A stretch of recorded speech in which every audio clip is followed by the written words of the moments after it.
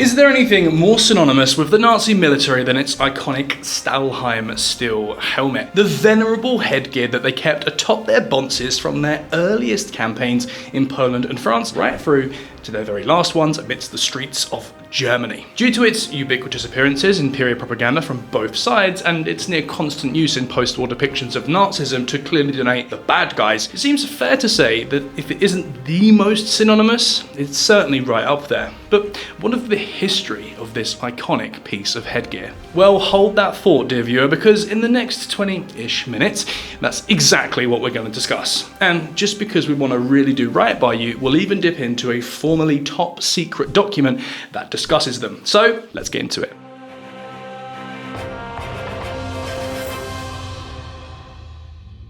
At the beginning of World War I, soldiers were only equipped with cloth and leather caps, which at their worst provided no protection in combat and at their best might just about fend off the slash of a sabre. Naturally, this was no good in the trenches where head injuries, mostly caused by falling shrapnel, caused an absolutely appalling number of casualties, and so the Germans, just like everyone else, raced to develop a helmet that would do something about it. Their first offering, contrary to what many say, was not a Stahlhelm, but this, the Gator helmet. It was designed in the field by General Hans Gator in 1915 and was a simple cloth and leather skull cap with a whopping grey steel plate that sat atop it, covering the forehead and the nose. It was reasonably effective too, but only give or take 1,500 were made, as Gator himself funded it and received no support from the brass. This was then followed by Germany's first proper Stahlhelm, the model 1916 or M1916, and remember that naming nomenclature as we're going to be using it a lot in this video. Designed by Dr. Friedrich Schwerd of the Technical Institute of Hanover, its almost coal scuttle-like shape was the result of a study of head wounds he'd carried out, from which he had extrapolated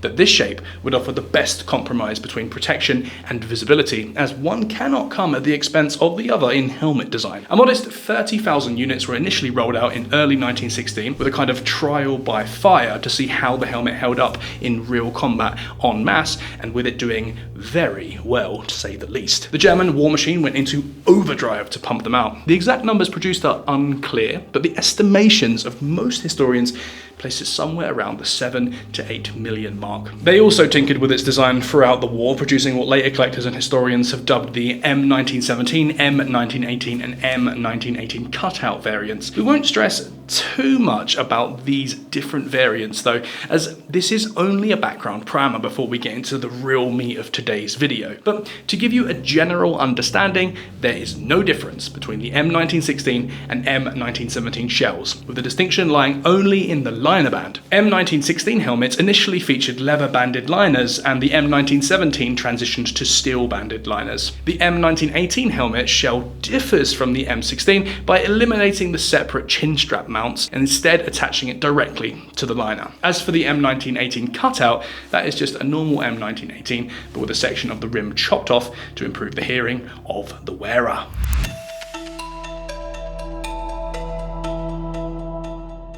With military spending not exactly being a big priority in Weimar Germany, its military, the Reichswehr, carried on using World War I era helmets, with the odd modification and exception here and there that we won't stress about. This all meant that when Hitler came to power, for whom military spending was a big deal, and the Reichswehr began its transformation into the Wehrmacht, a new helmet was needed. And this was the result of that process, a totally redesigned lid called the Model 1935 Stahlhelm. It was once again the brainchild of Schwerd, who had been called back in to oversee the design work. He stuck with the same general design he had created 20-ish years earlier, as you can see, because not only was it actually a damn good shape, with most modern militaries using similar shapes today in fact, but also because Hitler, who was nothing if not one for flair and pomp, was quite insistent that the iconic and very German shape remain. With that in mind, Schwerd and his team created a helmet that had a reduced and more streamlined visor and brim compared to its predecessors. Also, the large protruding ventilator lugs found on earlier models were replaced with smaller, hollow rivets set into the helmet's shell. Further still, they also designed tooling for a far greater variety of sizes, allowing for tighter, more snug fits, rather than the more one-size-fits-all approach of earlier models. All of this helped to create a helmet that was more streamlined, less obtrusive, and most importantly of all, lighter, and all without compromising protection. at all. They also introduced a new liner. The basic design stayed the same, a metal band that was riveted to the shell, upon which was attached flaps of leather, adjustable via string pulled through and tied off at the top. But this time, the three separate and detached flaps were replaced with 8 that fully surrounded the head and thus spread the weight of the helmet better and made it more comfortable. And as a bonus, these flaps were also hole punched to help airflow when things got hot. It also kept the same rolled edge of its predecessors, a little touch that made the helmet more comfortable to handle and strengthened it ever so. The M1935 was officially accepted into service by the German military on the 25th of June 1935, and all in all, it was a Rolls-Royce of a helmet, with little expense being spared in its design and construction. From here,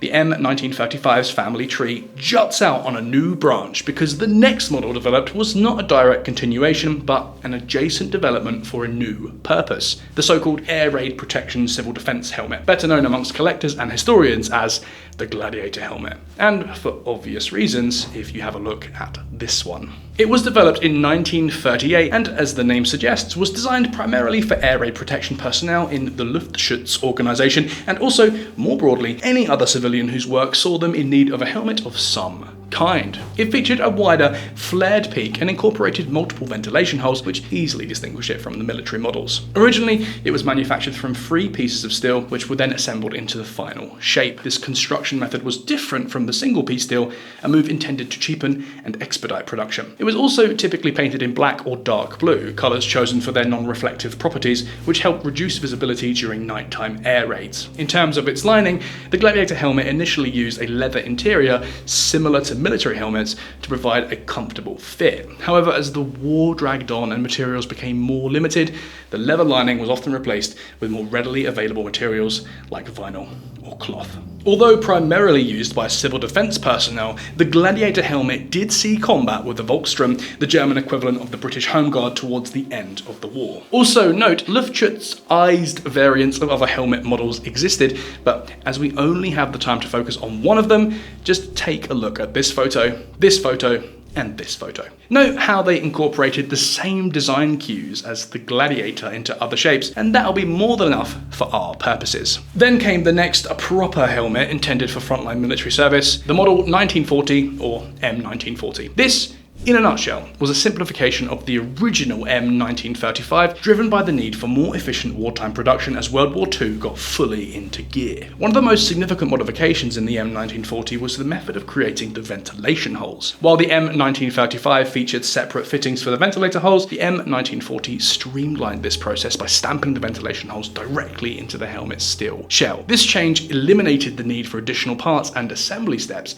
and thus both sped up production and conserved precious strategic materials. Internally, the M1940 continued to use the improved leather liner system as introduced with the M1935. Another aspect of the M1940 was a greater use of darker, matte paint finishes, with the rather shiny apple green that had dominated up until that point being replaced with a dull, filled grey colour instead. This change was mostly a functional one, reducing the reflective surfaces that could give away a soldier's position. And note the very general language we spoke in there, because when it comes to the colour of not just the M1940, but of every model of World War II German helmet, there are a million different exceptions to this general rule that we just don't have time to get into today. Everything from paint variations, both in colour and time frame, factory to factory, to different branches of the military painting them in a different standard colour, with the Luftwaffe using a blue-grey colour, for example, to various camouflage patterns painted in the field,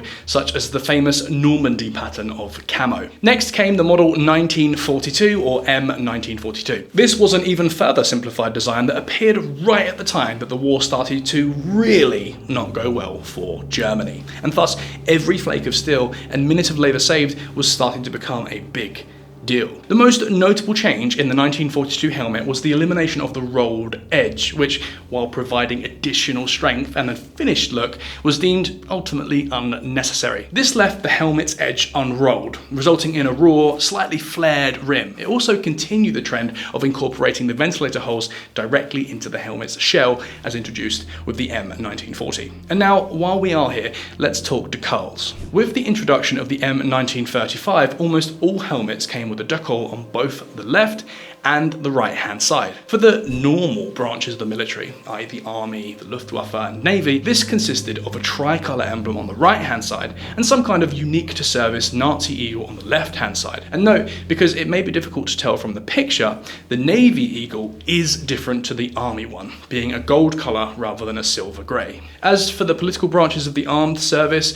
the SS and similar organisations, they had a similar decal agreement, with the left-hand side having a big swastika decal of some kind, and the right side having one that denoted their specific branch. These decals, though deemed trendy at the time, quickly began to fall out of favour and started to be omitted as the war went on. The right side decal was ordered to be removed from 1940, as with its bright colours. It really did scream out, "Here I am, please shoot me." And then, with concerns on this matter lessened, but not relinquished, the left side decal was ordered removed from 1943. Here, we should point out that the three normal helmet types we've discussed so far, the M1935, M1940 and M1942, are the main ones, i.e. the ones that were actually produced and issued in quantity. No exact production figures survived the war, at least that we were able to find, but estimates as high as 25 million have been given by some. Further to them, however, exist a number of weird models, ones that were made but for one reason or another never saw widespread issue or adoption, chief among which is the model 1944 or M1944. This one aimed to do it all, to be both the best helmet Germany had ever seen and be the quickest to pump out the factories, and unlike its predecessors, barring the Gladiator helmet, it was also a significant departure in its overall shape, as it used long, flat, sloping sides rather than the iconic coal scuttle-like shape. Thanks to surviving testing documentation, we are able to say that the helmet had a 55-degree angle of tilt all round, and that seemingly it did indeed offer a better level of protection than normal Stahlhelms. And that pretty much is all there really is to say about it, at least within the confines of this video. Make no mistake, whole books have been written just on the M1944, but as it was never issued, barring a few hundred units given to Wehrmacht training schools around Berlin for evaluation, it isn't something we should stress too much about. Just know that it was a thing that existed. There was also another helmet model, one that straggles the line between normal and weird, because while it was produced in tiny numbers, this was done by design, as it was a helmet solely for use by a modestly sized group of elite soldiers, the Fallschirmjäger, or paratroopers. And just to complicate it even further, this helmet came in three separate models. The models 1936, 1937 and 1938, the latter of which was the most common. We won't worry too much about the specific differences between them, as not only were they made in tiny numbers, but their fundamental design is all basically the same anyway. But we will focus on their differences compared to normal helmets, because that is very pertinent indeed. The biggie, which no doubt you have already spotted just by looking at the photos, was the omission of the visor and flared rim as seen on standard models. These were removed to reduce the risk of injury to paratroopers once they hurled themselves from their planes, as these parts could both snag on the parachute and force the wearer's head upwards as the wind caught under them, neither of which were ideal during a jump. Further to that, they also had a unique liner and chin strap, with the former being a stitched together and head-shaped bit of leather that properly clung to the head and thus kept the helmet more secure during the intense pressures of a drop. As for the chin strap, that was a complex design that featured 4 points of contact to the helmet itself, 2 by the ears and 2 behind the head, as opposed to the 2-point under the chin style of normal helmets. This again was all about keeping the helmet firmly on the wearer's head during a jump and stopped it from being wobbled about, so to speak. They were also made out of the exact same steel as normal helmets and thus offered comparable levels of ballistic protection, although their protection against falling shrapnel invariably lacked due to the lack of a brim and rim. But this was deemed more than a fair trade-off given the unique environments with which the helmet was to be used. And that pretty much is the Stahlhelm's story. A condensed and streamlined version to be sure, but everything you need to know for a foundational primer. And that brings us to the previously top secret and now declassified document that we told you about back in the introduction, which will allow us to add a whole new layer of insight into the normal story. So now, let's bring this chapter to a close and have a look at it.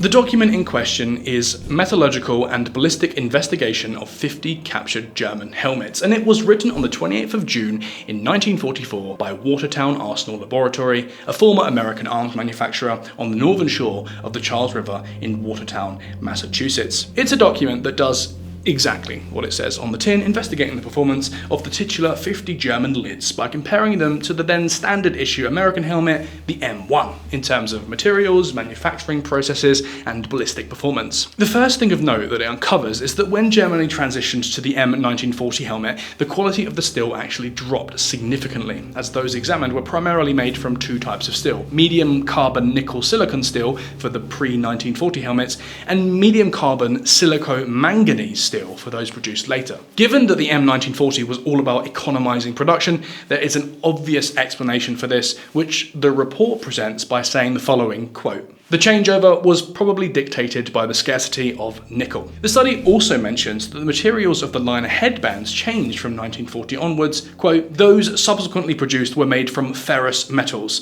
the outer headband from hot-rolled rim steel, and the inner headband from hardened high-carbon steel." It should be noted, however, that while this was no doubt an economy measure, it would have no impact on the protection offered by the helmet. It's just a bit of metal to keep the liner together, and it plays no part in deflecting the dangerous stuff. Then there were the ballistics tests, which answer a particular question that has pervaded within military history space since before the war had even concluded. Were German helmets better than Allied ones? A question to which, at least by this report, the answer would be yes. Specifically, 8% to 25% superior protection compared to M1 helmets, which the report attributed chiefly to the greater thickness of the German lids, which were up to 20% greater in critical areas. Supplementary to that, however, the report also discusses how the tested helmets had superior heat treatment to the M1s and thus were harder and more protective, although it did also uncover that the rims and the adjacent area around it tended to be softer,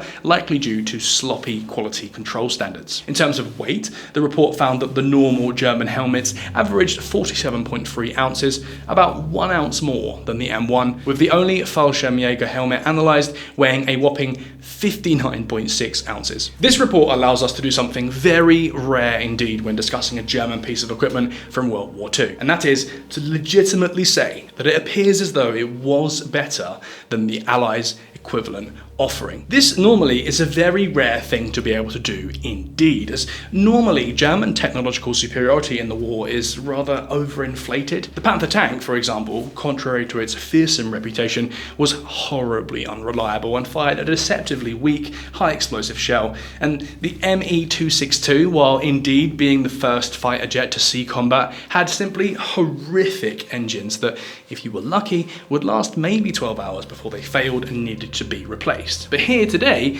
with helmets, it would legitimately appear as though the Germans had a technological edge over the Allies, certainly over just the Americans at least. Sure, the quality of the metallurgy appears to have wavered, but you can't argue with 8 to 25% superior protection overall, even if it comes in an imperfect package. And that brings us to the end of the video.